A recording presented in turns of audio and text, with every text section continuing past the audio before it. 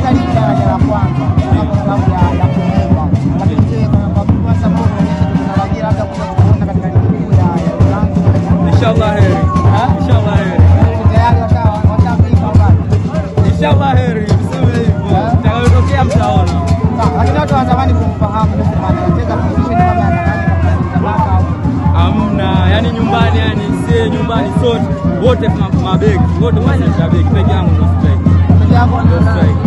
Sawa. Na unatamani kuwa kama mchezaji wa aina gani? Ndio kama unamtazama sana. Role wangu unamtazama sana ni Mbappe.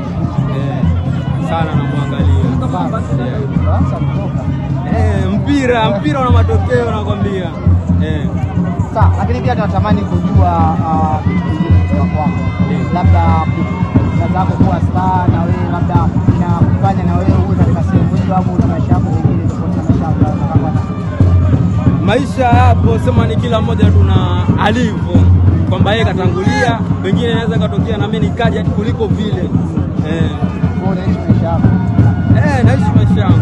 Maana kuna mwingine anasema kwamba kwa sababu brother amepita katika njia kali kwa nini anatembelea njia kali. Njia ndo hizi za mpira, unaona mimi nipo uwanjani na yeye yupo uwanjani, inategemea siku nyingine tunakuwa uwanjani pamoja, mtu na mdogo wake.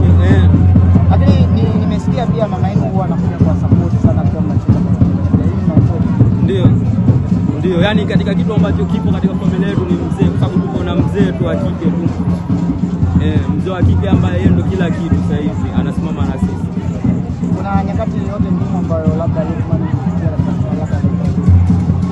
nyakati zipo kwenye mpira, lazima vitu vitakuwepo. Kuna furaha, kuna huzuni, vipo vitu hivyo. Natamani tupitishe katika safari yako ya huzuni, hasa ile ambao wanakufuatilia mashabiki zako pia hawawezi kujua.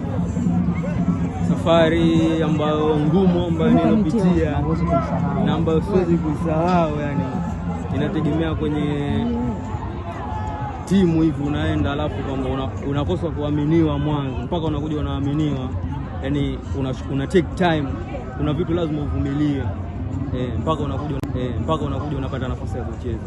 Kwa hawa wenzako ambao mnakwenda kwenye timu kubwa lakini mnapata nafasi ya kucheza, hii pia inaumiza kwa namna gani?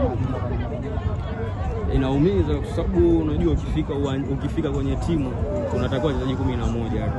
Ushanifahamu? Wachezaji 11. Katika wachezaji 11 hao ndio wanaotakiwa kucheza. Alafu unakuta mpo na group nyuma ambao ni wachezaji 30. Wote wanataka nafasi ya kuingia kwenye first 11. Tatizo linakuja pale, unakaa unawaza, sometime unaenda unafanya mazoezi huko katika ni confidence ambayo uko nayo, mpaka unakuja unatulia, yani kazi ngumu. Sasa mimi nikutamkia inshallah.